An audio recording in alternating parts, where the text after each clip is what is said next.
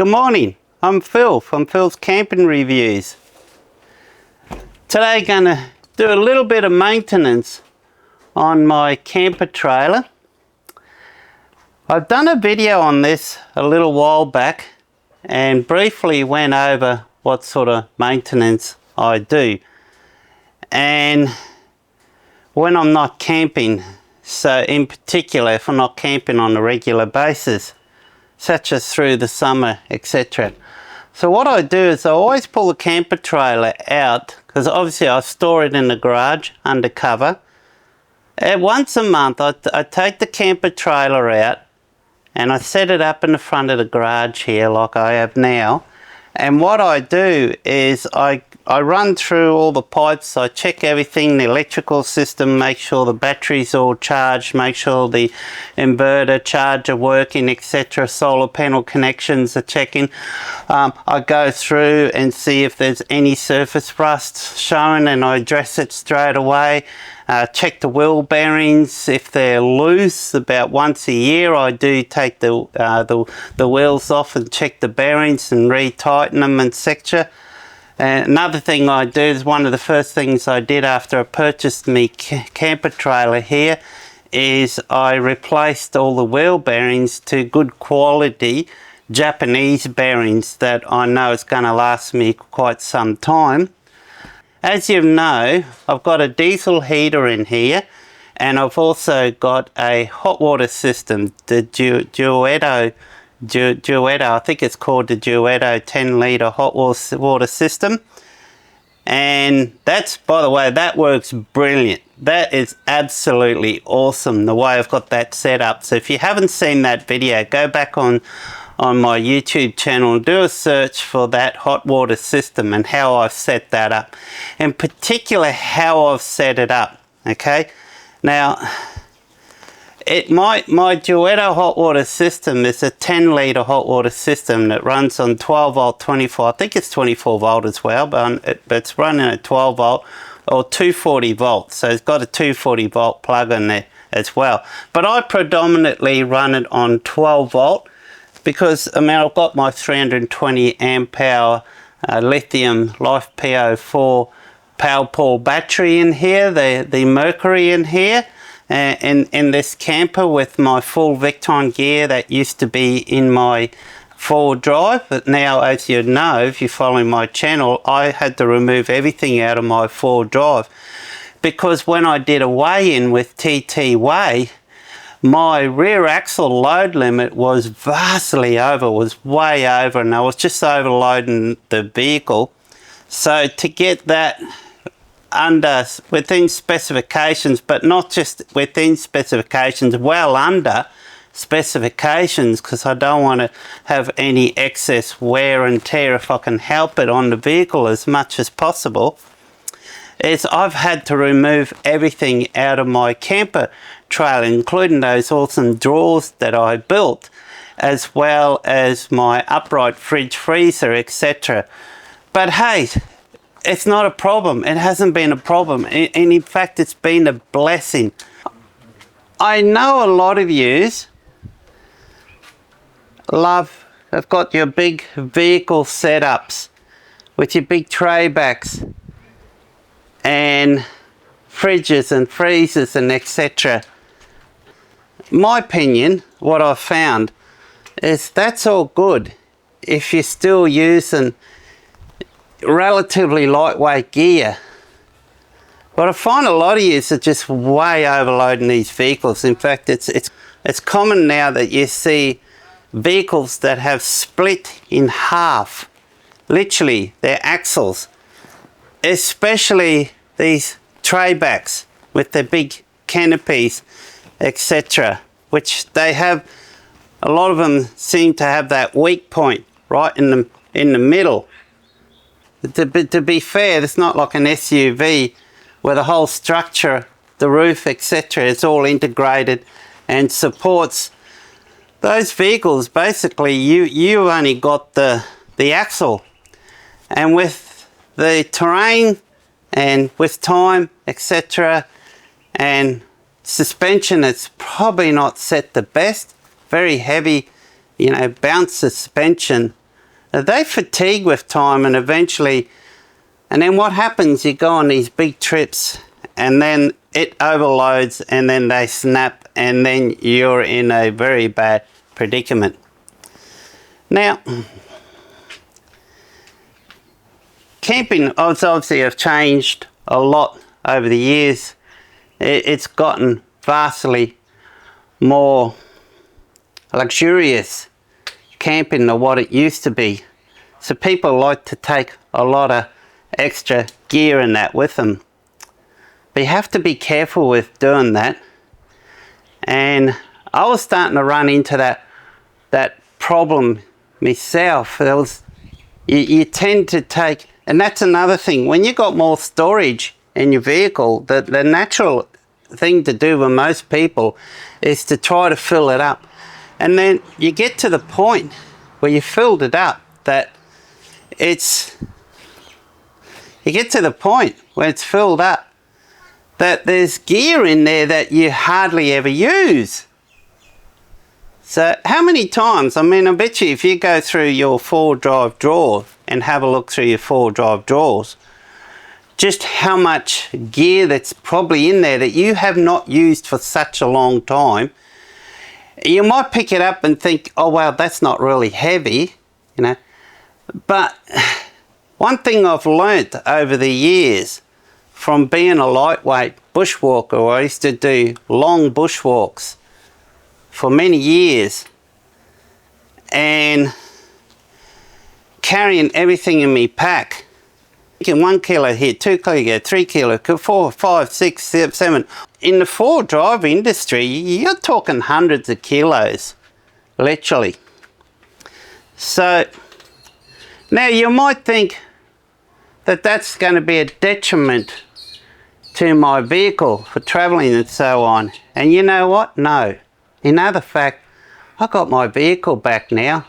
I now don't have to look for a trailer if I want to take something to the dump.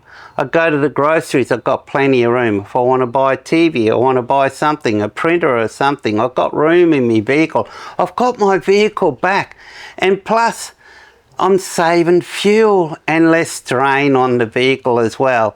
And not just that, now I can go and park in a ordinary undercover garage car park at a shopping centre or a resort, places like that now. So you'll be amazed.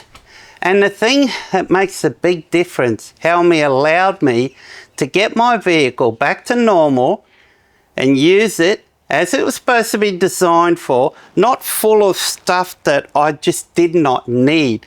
I mean, when I had the rooftop tent, it was fine, that was fine. But now, honestly, what changed when I got this camper trailer, guys? By the way, we had a bit of rain last night. Let me just need to put another bar across there. Okay, oh, it's a warm day, even though it's the middle of winter. It's a very warm day here today. I didn't realise just how convenient, how much it makes life easier, how much it makes camping easier when you got something like a camper trailer or a caravan. You do not need to take all that stuff that's in your vehicle. You do not need any more. Now, I follow quite a few YouTube channels, and to me it's quite amazing how people have got these humongous big awesome caravans and yet their vehicle has got so much stuff, like as if they're living out of their vehicle, guys. Still, more gear than if you didn't have a caravan. But I'm sitting here to tell you now that you don't need that, guys. You don't need it. You only need to take the essentials. Yeah, sure, a fridge would be very handy, and which is what I've got. I've got a small battery system in my Pajero that I can run a fridge and charge me phones, etc. That's all I need. That's all I need in that vehicle. So everything else is in here. When you've got a camper trailer or a caravan, it's all in here. Your kitchen is here, and it's even, for goodness sake, it's even got a kitchen sink. Your fridge freezer is in here. There's plenty of room in there. All your cooking utensils, etc. Your gas bottles in here. Your stove's in here. The hot water system's in here. Your bed's in here. Your blankets in here. Your chairs are in here. Everything. It's even got awnings that's attached. You just put 3 poles out, and then way, bang, you're done. You can set this up in like 2 minutes. Literally, I can set this up in 2 minutes. You got your water here. You got your water container. This carries 200 litres of water. That's another thing. All that water you have to carry in your vehicle that you do not need to carry anymore because it's all in your camper trailer. It's just huge difference. So, but you got to look after them. All right. So you need to run a regular maintenance. Hence what I do. Now I've got the hot water system. It's already turned on. So I've had this set up for a couple of days now. So another thing I like to do is to air it out as well because it's canvas. So just excuse me back here. So you do have to air these out every so often, just to make sure there's no mold. And that's another thing you can do too, is to make sure it's all clean, no mold. You can usually just tell by smelling, and this has been perfectly fine. Go through the hinges, check the hinges, but important thing is the controls for the hot water, not for the hot water, for the diesel heater. Just grab it, power it on, turn it on to max. All right, it's a good idea, these diesel heaters, is to try to run them on max power as much as possible, because what that does is it cleans out all the soot and gunk that can build up, which will build up in your diesel heaters if you don't run them on max as much as possible.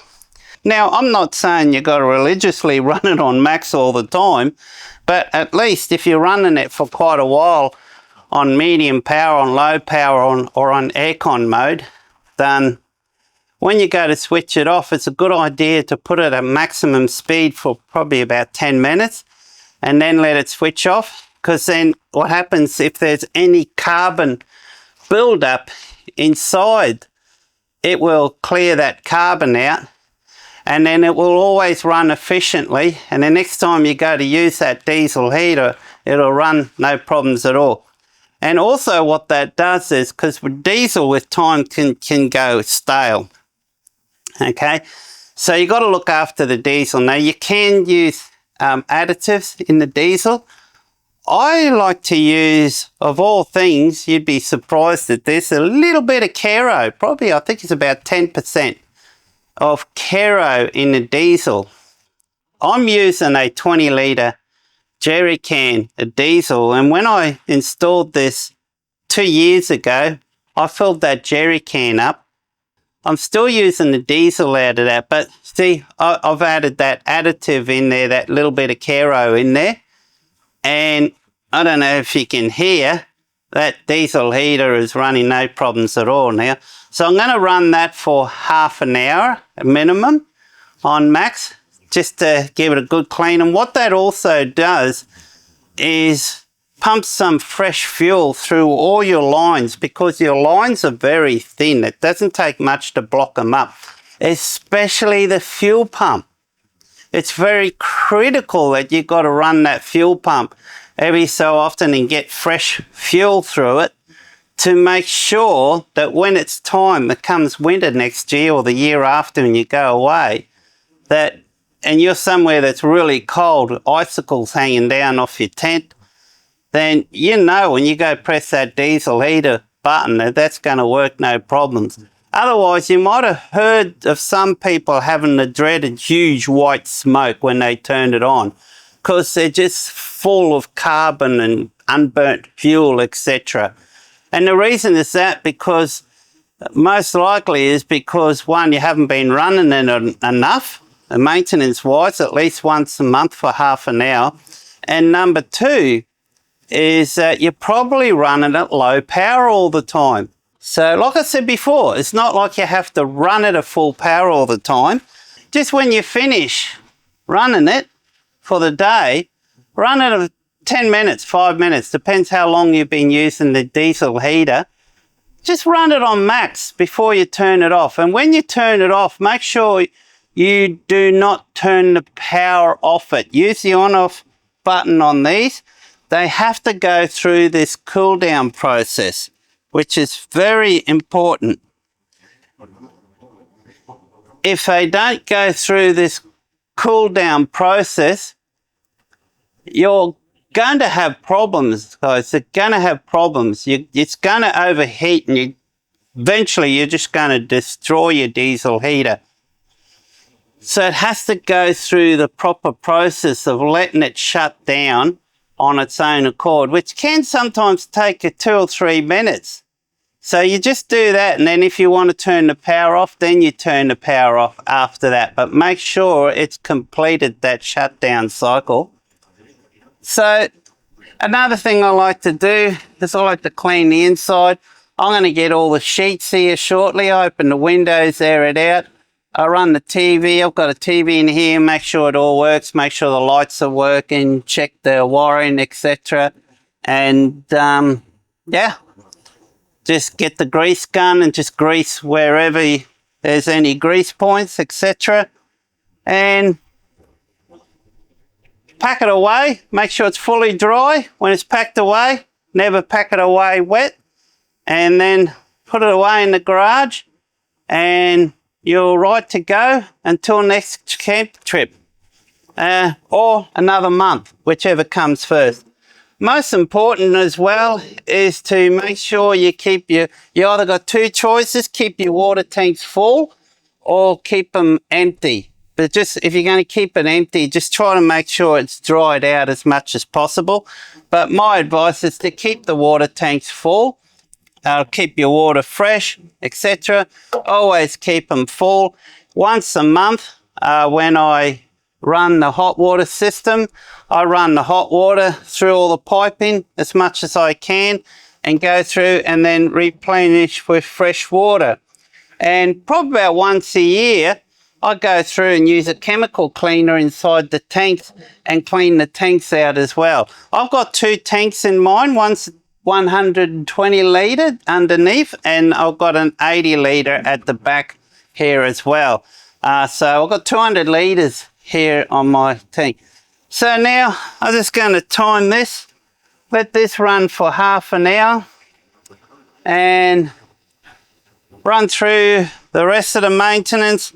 I like to give it a clean. I usually, before I set up the camper, I usually get the car soap and so on and give this a good clean. Put a bit of a wax and polish over the top to make it look good, like it's new. And yeah, basically that's it. If you do that, your caravan, camper trailer, whatever you're using, it's going to pay back, guys. It's going to look after you. If you look after it when you go away on those trips, especially on those remote trips, it's going to look after you. So, guys, if you have any questions, put in a comment down below. And not just that, what's your routine maintenance? If you don't go camping like through summer, it's too hot, do you run through a routine maintenance? I like to know what you do. So, once a month, I run a maintenance once a month. I get this camper trailer out and I'll set it up for about 2 or 3 days and let it thoroughly air out, and then run the diesel heaters, run the stove, make sure the gas is working, and run the hot water system as well. So let me know what you do. So thanks for watching, guys. Till next time, look after yourself. Cheers. Bye.